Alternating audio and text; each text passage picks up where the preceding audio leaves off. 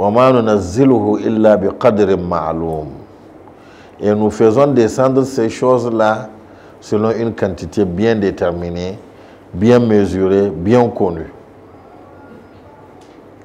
C'est comme ça qu'Allah agit. Toutes ces histoires-là qu'Allah nous amène, ou nous a racontées dans le Coran, c'est pourquoi? C'est pour qu'on ait une foi inébranlable en Allah. C'est pour que nous nous servions de ces histoires-là, qu'elles nous servent de leçon et que nous demandions à Allah de nous d'affermir nos foi, de nous donner la vraie foi. Et pour nous dire que nous devons œuvrer pour l'avoir, pour le trouver, et non pour avoir autre chose. L'autre chose qu'on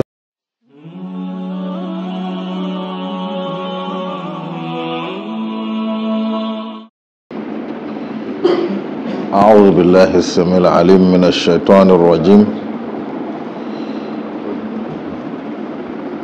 بسم الله الرحمن الرحيم الحمد لله رب العالمين أصلي وأسلم صلاة وتسليما يليقان بمقام سيد الأنبياء وإمام المرسلين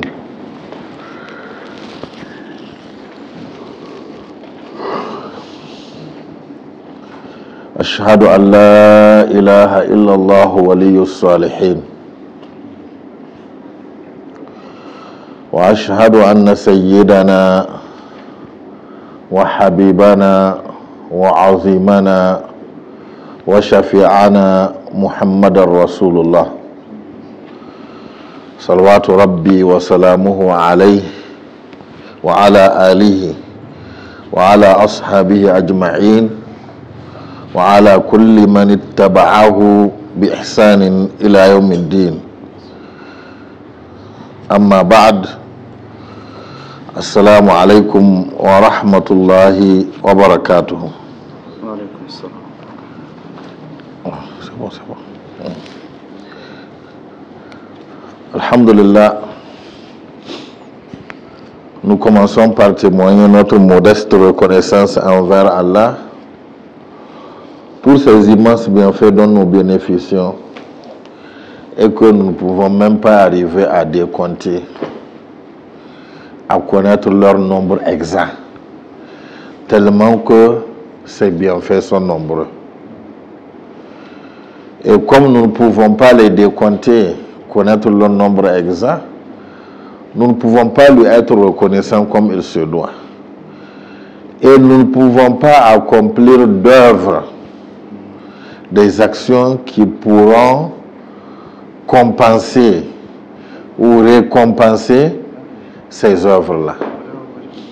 S'il nous demande de l'adorer, c'est pour encore nous faire plus miséricorde.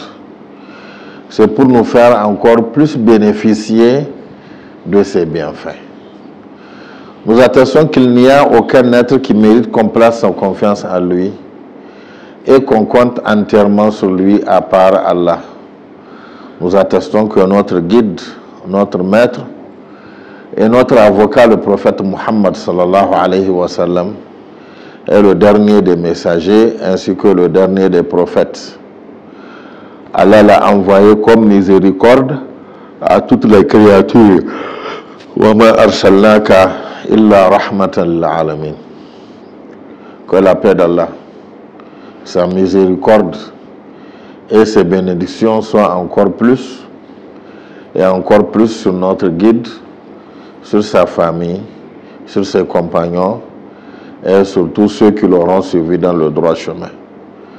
Après ceci, nous vous saluons par la salutation qu'Allah a enseignée au Père de l'humanité et qu'il nous a choisi comme salutation dans ce bas monde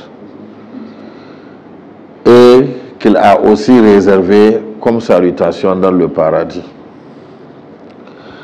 Assalamu alaikum wa rahmatullahi wa barakatuh.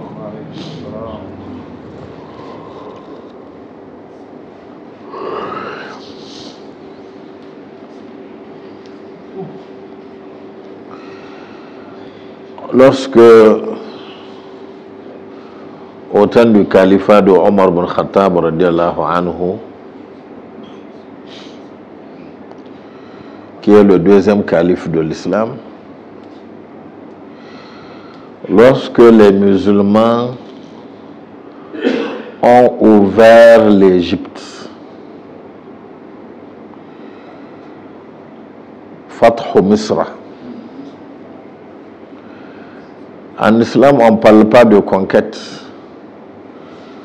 La conquête de ceci, la conquête de cela. Non.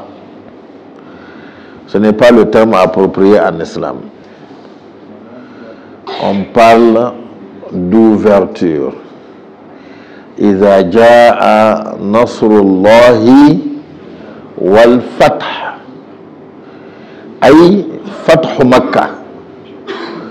Lorsque la victoire de ton Seigneur arrivera et l'ouverture, c'est-à-dire l'ouverture de la Mecque,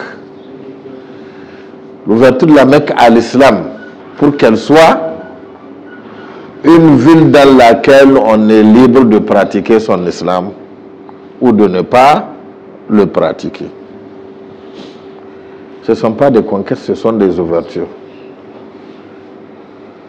On ne conquit pas pour exploiter, pour dominer ou pour obliger les gens à devenir musulmans. Non. On ouvre pour que les musulmans puissent être à l'aise dans ces pays-là et exercer librement leur religion. Celui qui veut, il garde sa religion, il refuse l'islam. L'islam n'oblige jamais des gens, ne contraint jamais des gens à être des musulmans. Quand on parle de charia, la charia qui est la loi islamique, c'est une loi dans laquelle chacun est libre d'exercer la religion qu'il veut.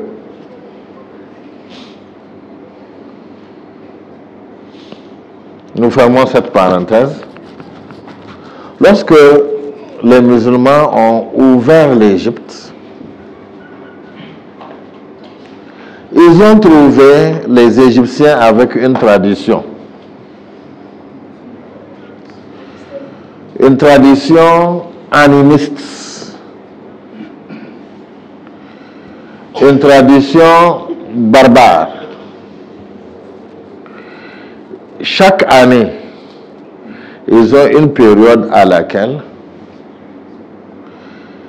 ils immolent, ils sacrifient une fille au Nil, le fleuve, le grand fleuve de l'Égypte, le Nil. Il faut qu'on sacrifie une fille à ce fleuve-là, donc qu'on lui ôte la vie, pour que les eaux du Nil puissent couler à flot et pour que les pêches soient bonnes et pour qu'il n'y ait pas beaucoup de victimes. Sinon, les eaux ne vont pas couler, la pêche ne sera pas bonne et même l'agriculture ne sera pas, les récoltes ne seront pas bonnes. Et les gens qui vont oser s'aventurer dans le fleuve courent de grands risques. Donc, ils ont conclu que chaque année, ils doivent faire ce sacrifice pour être en paix. Sacrifier une seule vie pour préserver la vie de la population. Lorsque l'Égypte est passée sous le contrôle des musulmans, qui doivent garantir ce qu'ils doivent garantir, y compris la liberté de culte, les Égyptiens ont informé les musulmans de cette habitude qu'ils ont. que le Nil, là, chaque année, il faut qu'on lui fasse un sacrifice. Sinon, ça ne va pas marcher. Lorsque Omar ibn Khattab, radiallahu anhu, l'émir des croyants, a appris cela, il a dit aux Égyptiens, cette année, vous n'allez pas faire de sacrifice. Vous n'allez sacrifier aucune vie humaine pour ce fleuve-là. Et il va couler à flot. Et les récoltes seront bonnes. Et les pêches seront bonnes. Et il n'y aura pas de victimes. Il ne va pas tuer les gens. Il a pris sa plume et une feuille. Il a écrit une lettre au fleuve. Il a écrit une lettre à qui? Au fleuve. Il lui parle. De la part de Omar ibn Khattab, l'émir des musulmans. Au fleuve du Nil. Si tu sais que c'est Allah qui te fait couler et que tu ne coules pas de toi-même, tu es sous le contrôle et les ordres d'Allah, coule aussi cette année. Mais si tu sais que tu coules de toi-même et que tu n'es pas sous le contrôle et l'ordre d'Allah, alors ne coule pas cette année. Voici en substance le message que Omar ibn Khattab radiallahu anhu envoie au Nil. Il a dit d'amener cette lettre-là au Nil, mais le Nil n'a pas de bras pour prendre la lettre. Il n'a pas de boîte postale dans laquelle on va lui déposer sa lettre. Allez-y jeter la lettre-là dans le Nil. Il va le lire, il va la lire. Il va la lire. Et s'il coule au nom d'Allah, il va couler. S'il coule de lui-même, qu'il arrête de couler. Ce qui a été fait. Et cette année, le Nil a coulé comme il ne l'a jamais fait auparavant. Les pêches ont été bonnes comme elles ne l'ont été auparavant. Et c'était la fin de cette tradition barbare et obscurantiste. Nous avions aussi ces traditions. Avant, dès que l'hivernage, la période de l'hivernage se pointe, on a des rituels qu'on fait, on dit c'est au génie pour que les récoltes soient bonnes. On leur fait des sacrifices. Et si on ne fait pas, on ne va même pas oser. Parce qu'on pense que les récoltes ne seront jamais bonnes. Et ces génies, ces fausses divinités imposent des lois, telles que des jours où ils empêchent aux gens d'aller au champ. Dans certaines régions que je connais, c'est le jeudi. On appelle cela kabia. C'est un tabou. Il ne faut pas aller. Celui qui osera aller labourer son champ ou travailler son champ le jour-là, gare à lui. Mais comme les gens ont compris maintenant le tawhid, les gens sont en train de comprendre le sens de la ilaha illallah. Les gens sont en train d'abandonner ces sacrifices et ces tabous et ces règles-là obscurantistes. Et rien ne leur arrive parce que c'était du mensonge. C'était de l'égarement.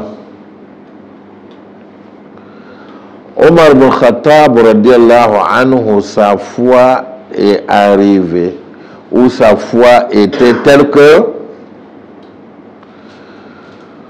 Tout ce qu'il voit dans l'univers, il voit une créature d'Allah qui est soumise à l'ordre d'Allah et qui comprend lorsqu'on va lui parler d'Allah. Parce que toutes les créatures connaissent leur Seigneur. Toutes ces créatures connaissent leur Seigneur. Et toutes ces créatures-là adorent Allah. Il sait que le fleuve ne coule pas de lui-même. C'est pourquoi il dit, si c'est que c'est de lui-même qu'il coule, qu'il arrête. Ils n'en veulent pas. Qu'il arrête, ça va. Mais s'il coule par le pouvoir d'Allah, alors qu'il coule. Il a parlé au fleuve. Il a parlé au fleuve. Parce que le fleuve, c'est une créature d'Allah qui est soumise à la volonté d'Allah. Le fleuve est soumis à la volonté d'Allah. Le fleuve adore Allah. Yusabbihu lahu as-samawati as-sab'u wal ardu wa man fihinna wa in min shay'in illa yusabbihu bihamdihi walakin la tafqahuna tasbihahum. Allah a dit que les 7 cieux et les 7 terres ainsi que tout ce que contiennent ces 7 cieux et ces 7 terres-là sont en train de purifier le nom d'Allah et le glorifier.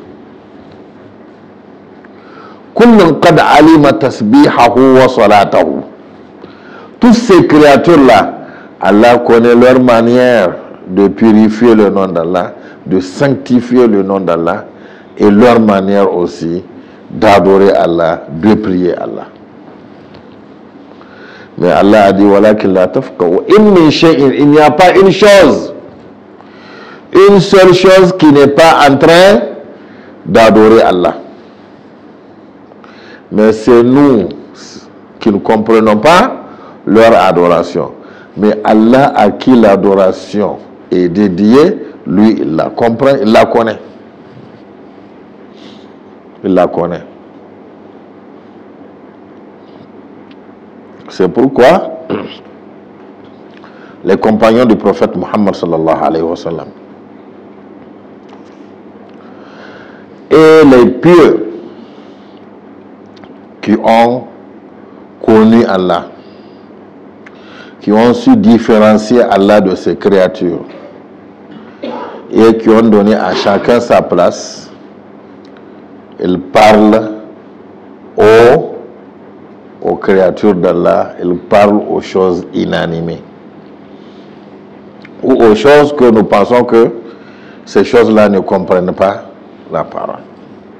Et ils n'ont peur de rien parce que tout ce qu'ils voient, ils ne voient que des soumis à Allah. Et du moment que leur relation avec Allah est bonne, donc c'est fini. Ils n'ont pas peur des créatures et ils savent que ces créatures-là sont à leur service du moment qu'ils sont au service de leur Seigneur. Il a été rapporté qu'une fois un lion est venu barrer la route aux gens, là où les gens passaient. Quand on voit un lion, on l'aperçoit, on voit bien c'est un lion. On change de chemin. Et les gens viennent de loin regarder, il y a un lion sur la voie. Abdullah ibn Abbas, radiallahu anhu, il a dit c'est quoi? On a dit c'est un lion qui est venu égarer la voie, qui est venu barrer la route aux gens. Il est où? Il est là-bas. C'est un lion. Il est là-bas. Qu'est-ce qu'il a fait? Il a marché jusqu'au lion. Il a marché jusqu'au lion. Il a attrapé une des oreilles du lion pour lui dire: qu'est-ce que tu es venu faire ici? Tu es venu déranger les serviteurs d'Allah. Ta place se trouve dans la bourse, va-t'en. Ta place se trouve où? Dans la bourse. Tu es en train de déranger les serviteurs d'Allah, les esclaves d'Allah. Est-ce que le lion a dit, oh, il va le dévorer? Le lion n'a rien dit, il a pris le chemin, il est parti dans la brousse. Parce que c'est une créature d'Allah, ils n'ont peur d'aucune créature d'Allah. Ils n'ont peur d'aucune créature d'Allah. C'est comme ça. Ils n'ont peur d'aucune créature d'Allah.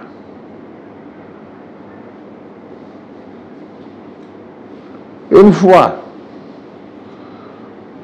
du feu est sorti d'une roche à Médine.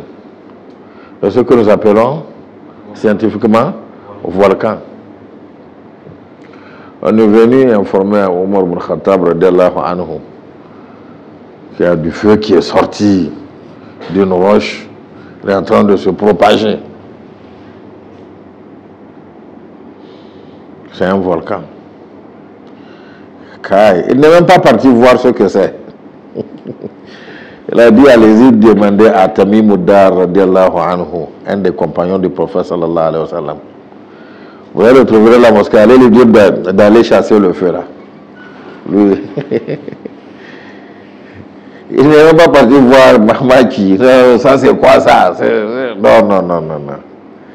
On est venu voir Tamim Uddar. Omar ibn Khattab radiallahu anhu t'a dit d'aller chasser le feu, il y a un feu qui est sorti. Qu'est-ce qu'il a dit? Il s'est levé seulement. C'est où? Montrez-moi l'endroit. On lui a montré l'endroit. Il est venu devant le magma de feu. Bouillonnant. Il dit Bismillah. Fait comme ça. Il avance. Le magma recule. Le feu se replie. Le feu se replie jusqu'à retourner dans la roche. Il met sa main. C'est fini. Bismillah. Parce qu'il sait que le feu là, c'est une créature d'Allah. Et il sait ce qu'il y a entre lui et Allah. Il n'a pas peur de la créature des créatures. C'est quand on ne connaît pas le Créateur qu'on a peur des créatures parce qu'on leur attribue des faux pouvoirs. Ce ne sont pas de vrais pouvoirs qu'ils ont. Ils ne sont nuisibles que par la permission d'Allah. Ils ne peuvent rien que par la permission d'Allah. Et ça, c'est les premières notions que le musulman doit connaître pour qu'il ne se fatigue pas à fuir les créatures et aussi à chercher à nouer des bonnes relations avec les créatures. Oui, parce que si on leur donne un certain pouvoir, donc on va aussi placer sa confiance en ces créatures, pensant que ces créatures-là peuvent faire du bien. De la même manière que ces créatures ne peuvent nuire, que si Allah les utilise pour nuire, c'est de cette manière que ces créatures ne peuvent faire du bien que si Allah les utilise pour faire du bien. Pour faire du bien. C'est pourquoi le pieux là, nous avons donné l'histoire ici, qu'un des princes saoudiens a vu au Hajj, lui tout ce qu'il veut demander à Allah, sur place Allah fait ça. Le prince s'est présenté à lui, c'est moi le prince interne de la famille royale saoudienne. Il dit, ah, c'est bien, machallah, c'est bien. Sans intérêt. Sans intérêt. Il lui a pas demandé qu'est-ce que tu veux, qu'est-ce qu'il y a. Non. Le prince lui a demandé d'invoquer Allah pour lui. Il a dit, mais Allah t'a fermé ses portes. Est-ce que Allah t'a dit que lui, il t'a fermé ses portes? Il faut que quelqu'un demande pour toi. Va lui demander, ses portes sont ouvertes pour toutes ces créatures. Il n'a pas dit, ah, c'est le prince saoudien, machallah. Si je tisse de bonnes relations avec lui, j'aurai ceci, j'aurai cela. Non. Non.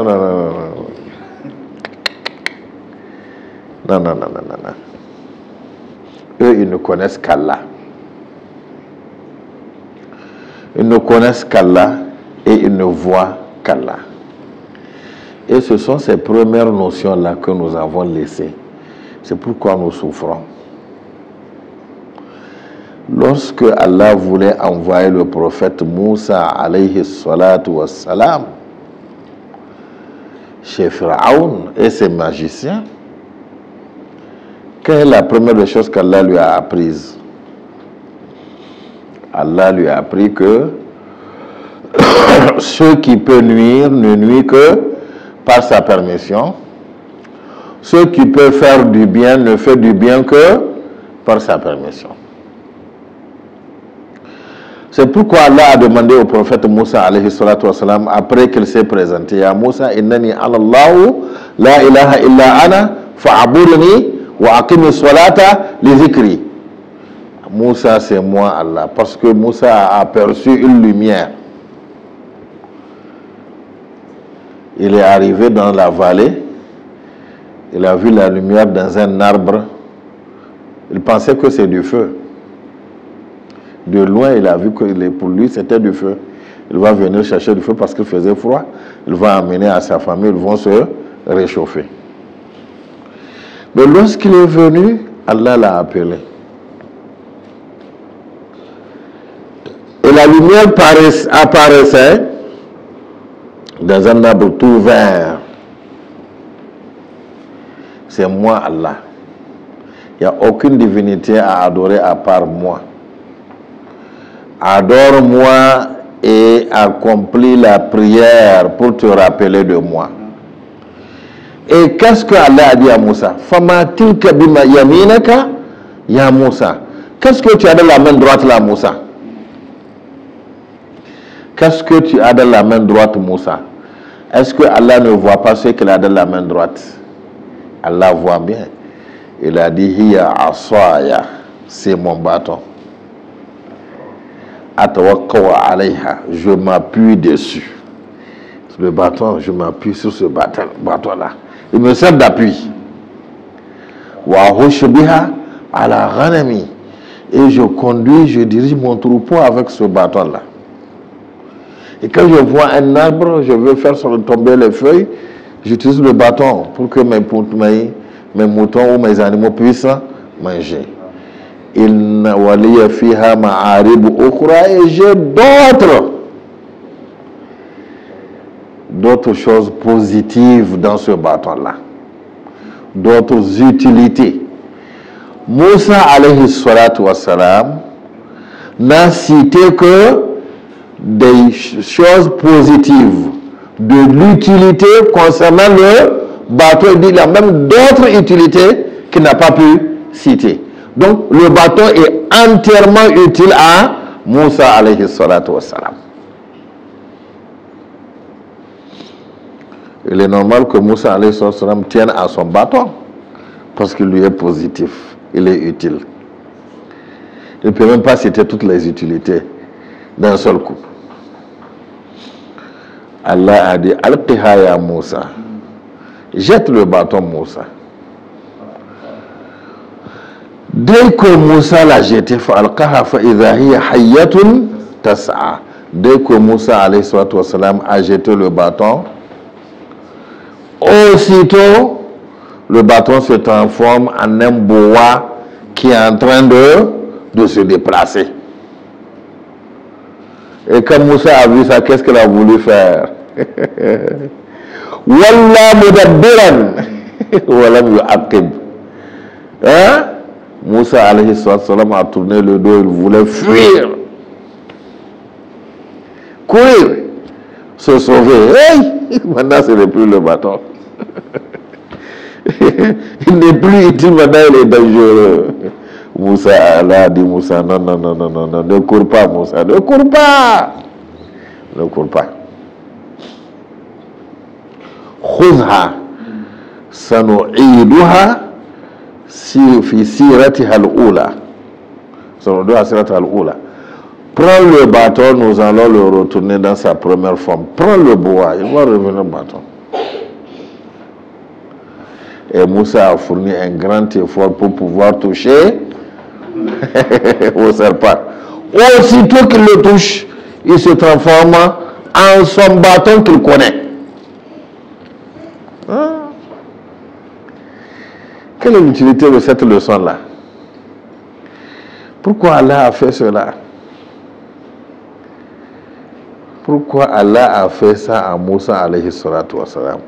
Pour qu'il sache que ce qui est utile n'est utile que par sa permission, lui, Allah. Donc il ne faut pas qu'il pense que ce qui est utile de lui-même. Et qu'il passe son temps à chercher seulement ce qui est utile. Et pourquoi quand il a touché le bois, il s'est retransformé au bâton pour montrer que ce qui est nuisible n'est nuisible que par la permission d'Allah. Voici que Allah a retransformé le bois dangereux devant lequel Moussa a tenté de fuir. Allah l'a transformé en son bâton utile. Et il fallait que Moussa alayhi salatu wassalam ait cette notion, et il fallait que tout croyant ait cette notion pour pouvoir adorer Allah. Si Moussa alayhi salatu wassalam n'avait pas cette certitude-là, il ne pouvait pas appeler vers Allah. Maintenant, il a su que Pharaon, ses magiciens, ses soldats, ses ceci, ses cela, tout ça là, Allah est au-dessus de tout. Tout ça là ne peut nuire ou faire du bien que par la permission d'Allah. Que par la permission d'Allah. C'est ça le sens de la ilaha illallah. Ce qui est utile n'est utile que par la permission d'Allah. Ce qui est nuisible n'est nuisible que si Allah l'utilise dans le sens où il va être nuisible, dans le sens de la nuisance. Et ce qui est utile n'est utile que si Allah l'utilise dans le sens de l'utilité. Allah peut prendre ce qui est utile, le transformer en ce qui nuit. Il peut prendre ce qui nuit, le transformer en ce qui est utile. Tout est relatif, tout est entre les mains d'Allah. Il n'y a pas d'utilité absolue, ni de nuisance absolue. Tout est entre les mains d'Allah, tout est relatif, tout est lié à Allah. Tout est lié à la volonté d'Allah.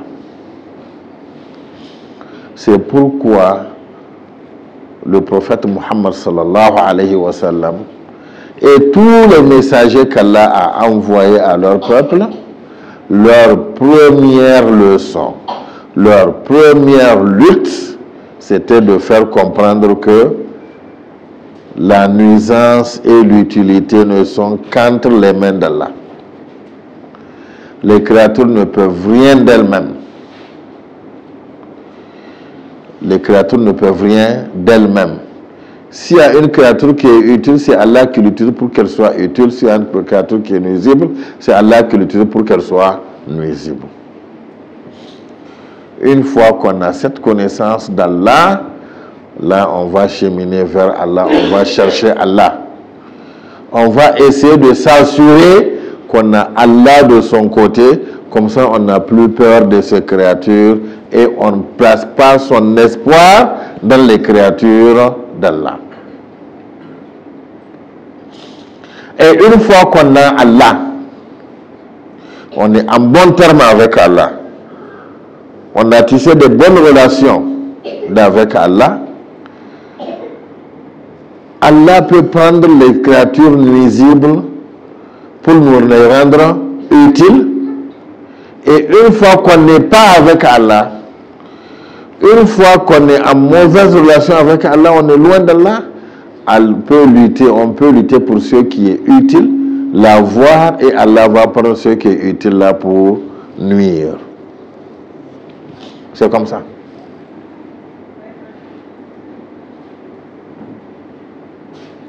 Penser que, ou croire que, ou être convaincu que telle chose est utile Dès que je l'ai, je suis à l'aise, c'est une erreur. Telle chose est nuisible, c'est une erreur. La nuisance vient d'Allah, l'utilité vient d'Allah. On doit lutter pour avoir Allah. On doit lutter pour avoir Allah. C'est pourquoi, lorsqu'on a informé Omar ibn Khattab radiallahu anhu de ce sacrifice, de ce rituel-là qu'on faisait au Nil, ça ne lui a rien dit. Ça ne lui a rien dit. Il a su que c'est une perdition. C'est un égarement. Il a parlé au fleuve. Sans crainte que le fleuve ne s'arrête. Sans se dire que, ça c'est des génies qui font ça, peut-être ils peuvent arrêter. Ils savent que aucune créature ne peut que ce que Allah a voulu. Ils n'ont peur de rien et ils ne comptent que sur Allah lui-même. Allah lui-même. C'est pourquoi, même si le monde entier est contre eux, même si le monde entier s'oppose à eux, tant qu'ils sont en bon terme avec Allah, ils ne craignent rien. Le croyant, même si le monde entier est contre lui, s'il est en bon terme avec Allah, il est à l'aise. Parce qu'il sait que le monde entier ne peut rien contre lui, ni pour lui, si ce n'est ce que Allah a voulu. Si ce n'est ce que Allah a voulu. Allah a enseigné ses premières notions à Moussa alayhi salatu wassalam avant de l'envoyer. Et dans le Coran, Allah nous a donné des récits, plusieurs récits nous montrant cette notion primordiale, nécessaire, qui est la base de la foi en Allah. C'est la base de la foi en Allah. Le prophète Ibrahim alayhi salatu wassalam, c'est tout l'Irak qui s'aligne, qui se met d'accord. Même son propre père est d'accord qu'on lui fasse du mal, du tort, qu'on le brûle. Qu'on le brûle. Ils ont allumé leur feu. Ils l'ont projeté par un projectile dans le feu. Ils comptaient que le feu le brûle, mais Allah a dit au feu de continuer à brûler, mais de ne pas brûler Ibrahim alayhi salatu wassalam. De continuer à se consumer, mais de ne pas toucher au corps d'Ibrahim alayhi salatu wassalam.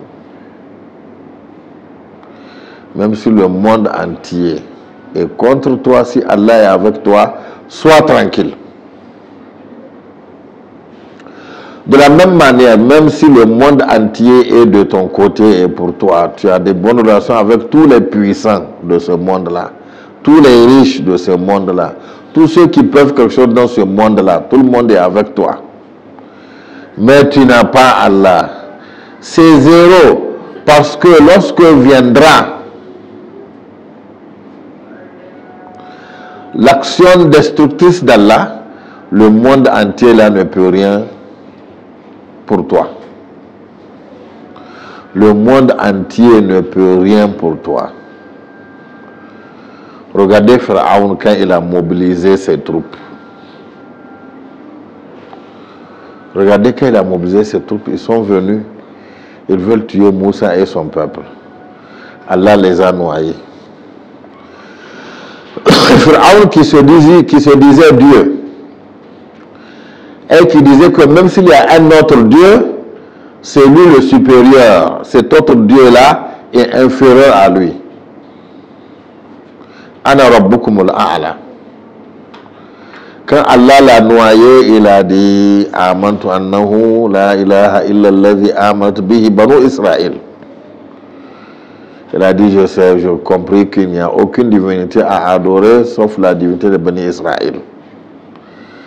Wa ana min al-muslimin, et il est devenu musulman. Un Dieu qui devient musulman, un Dieu qui se soumet.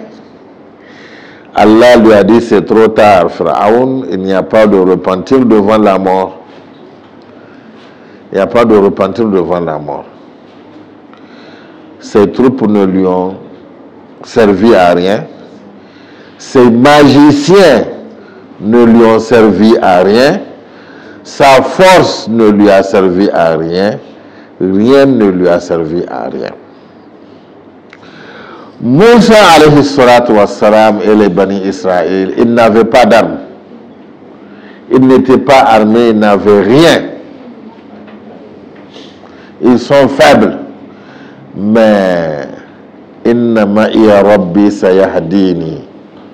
Comme Moussa alayhi salatu wassalam l'a dit, mon Seigneur est avec moi. Comme Allah est avec Moussa et les Bani Israël, ils n'avaient pas d'armes, ils n'avaient aucune technologie, ils n'avaient rien.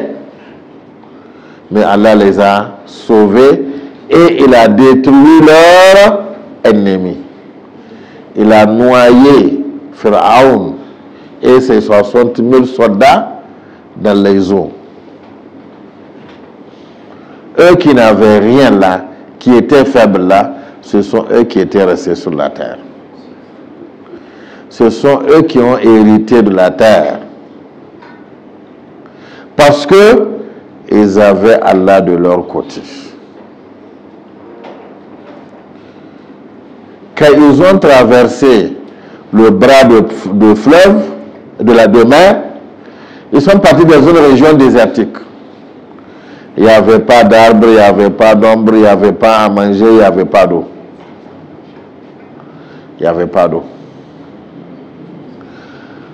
Pour montrer comment Allah est généreux et que quand on a Allah de son côté, on est tranquille. Qu'est-ce que Allah a fait à Moussa et son peuple? Moussa alayhi salatu wassalam. Allah a tout de suite mobilisé des nuages. Des nuages qui vont leur servir d'ombre. Quand ils vont se déplacer, les nuages vont se déplacer avec eux pour les protéger du soleil parce que c'était dans le désert. Dans le désert désertique. Il n'y avait rien. Mais Allah leur a créé, comment on va appeler ça, un hangar qui se déplace avec eux. Hein? Quelle technologie! Partout où ils vont, ces nuages-là sont entre eux et le soleil. Leur hangar est en train de les protéger.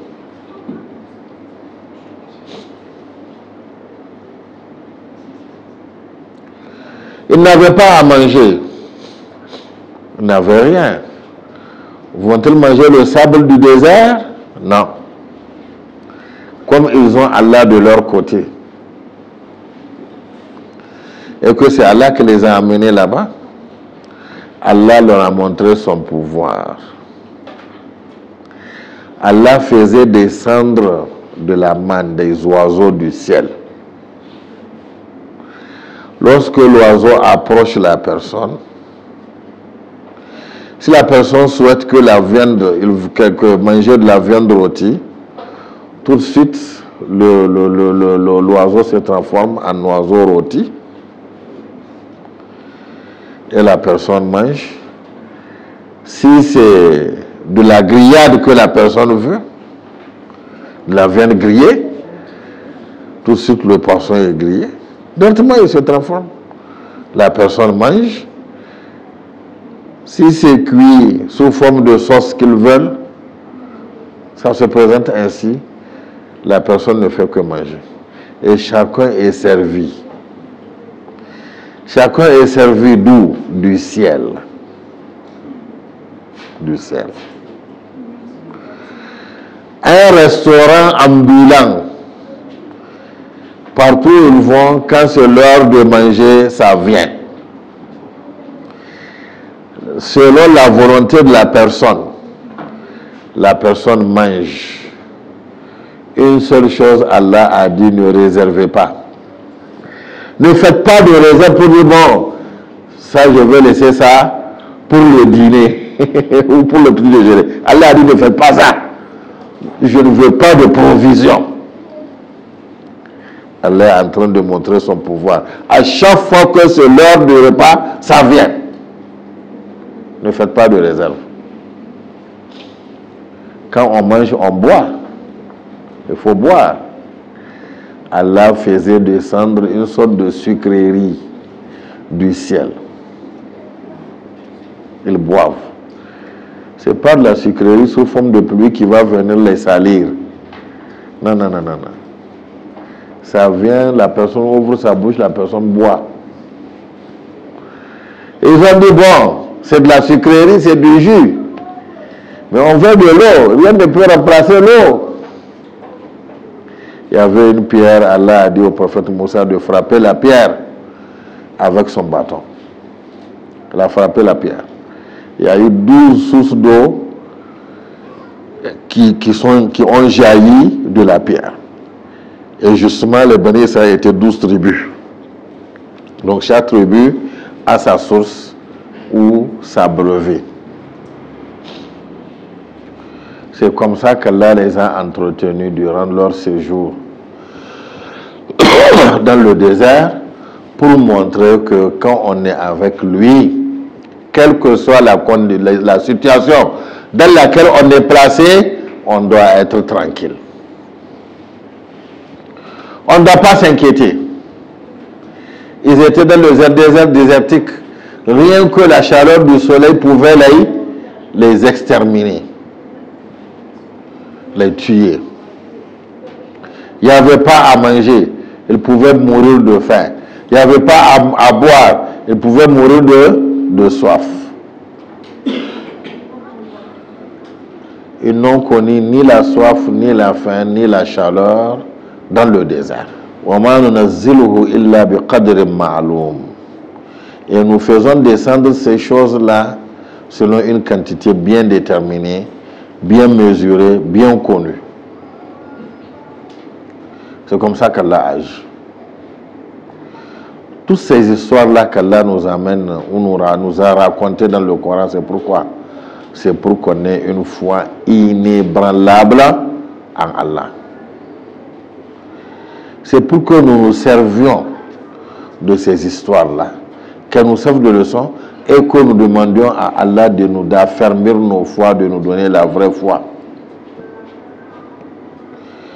Et pour nous dire que nous devons œuvrer pour l'avoir, pour le trouver, et non pour avoir autre chose. L'autre chose qu'on cherche, si on pense qu'il est positif, Allah peut le transformer en négatif. Ce qu'on fuit parce qu'il est négatif, Allah peut le transformer en positif. C'est comme ça. Tout est entre les mains d'Allah. Et c'est ces leçons-là, ou cette leçon-là, que les compagnons du prophète Muhammad sallallahu alayhi wa sallam ont compris.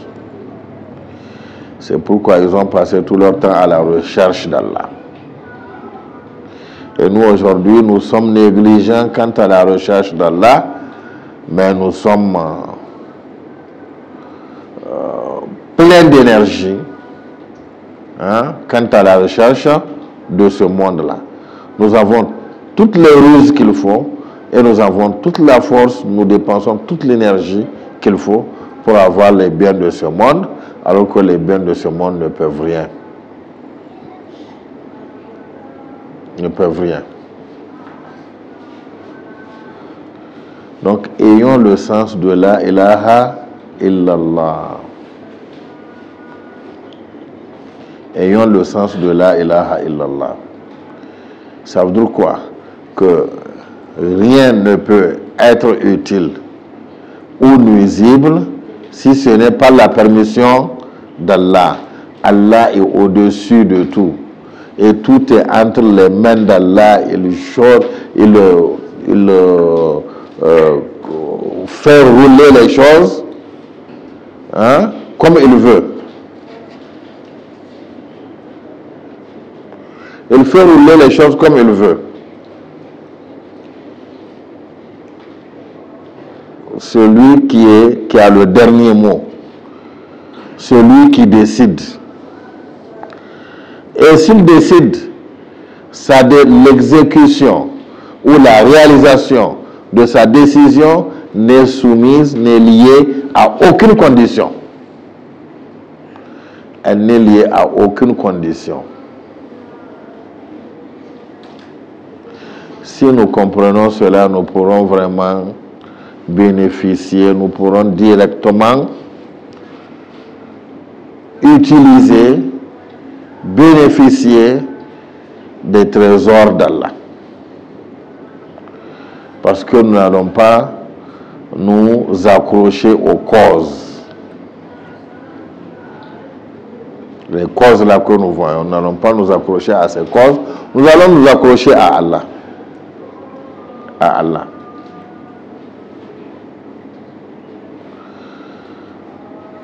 Le prophète Isa alayhi salatu wassalam, ses compagnons lui ont demandé, Isa alayhi salatu wassalam, est-ce que Allah peut nous faire descendre une table bien servie? Regardez ce qu'ils veulent. Pas même à manger comme ça, non. Une table sur laquelle tout est bien servi. Bien en ordre. Il y a tout. Comme ça, on va fêter. Ils veulent fêter. Ils veulent fêter avec quoi? Avec une table bien garnie de nourriture qui va descendre des cieux. Le prophète Isa a dit, vous blaguez? Il dit non, on ne blague pas. Nous sommes sérieux. Nous voulons fêter avec et être témoins. Parce que nous savons qu'Allah est capable de cela. Isa alayhi salam a demandé, Allahumma anzil alayna ma'idatan min as-sama'. Quand elle a demandé, la table est descendue. Bien servie, bien garnie. Il y a les rôtis, il y a les poissons, il y a les fruits, il y a ceci, il y a cela.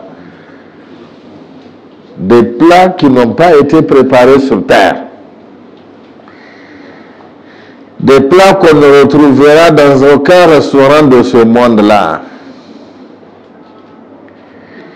Des plats qui ont été préparés dans la cuisine où la recette c'est kun fait kun, soit et la chose est. Ils ont mangé. Et Allah nous raconte l'histoire dans le Coran. Pourquoi? Pour qu'on sache qu'Allah est capable de tout. Et que l'action d'Allah n'est soumise à aucune condition. Il suffit qu'on ait la foi. C'est fini. C'est ce que le prophète Muhammad sallallahu alayhi wa sallam a enseigné durant 13 années. Le tawhid seulement. Qu'on connaisse Allah. Parce que si on ne connaît pas Allah, on ne peut pas l'adorer. On ne peut pas fuir sa colère comme il se doit. On ne peut pas chercher son alliance comme il se doit. C'est ça. Qu'Allah nous fasse mieux comprendre. Qu'Allah nous éclaire davantage. Qu'Allah nous donne sa connaissance et le tawhid. Qu'Allah nous guide davantage. ربنا لا تؤاخذنا إن نسينا أو أخطأنا ربنا ولا تحمل علينا إصرا كما حملت على الذين من قبلنا ربنا ولا تحملنا ما لا طاقة لنا به واعف عنا واغفر لنا وارحمنا أنت مولانا فانصرنا على القوم الكافرين اللهم انصرنا على أنفسنا اللهم انصرنا على شهواتنا اللهم اجعل ثارنا على كل ما ظلمنا اللهم انصرنا على من عادانا اللهم ارحمنا وارحم أمتنا رحمة عامة اللهم ارحمنا وارحم أمتنا رحمة عامة اللهم ارحمنا وارحم أمتنا رحمة عامة اللهم صل على محمد وعلى آل محمد كما صليت على إبراهيم وعلى آل إبراهيم وبارك على محمد وعلى آل محمد كما باركت على إبراهيم وعلى آل إبراهيم في العالمين إنك حميد مجيد سبحان ربنا رب العزة عما يصفون والصلاة والسلام على المرسلين الحمد لله رب العالمين. Al Shooting vivre nos productions autrement.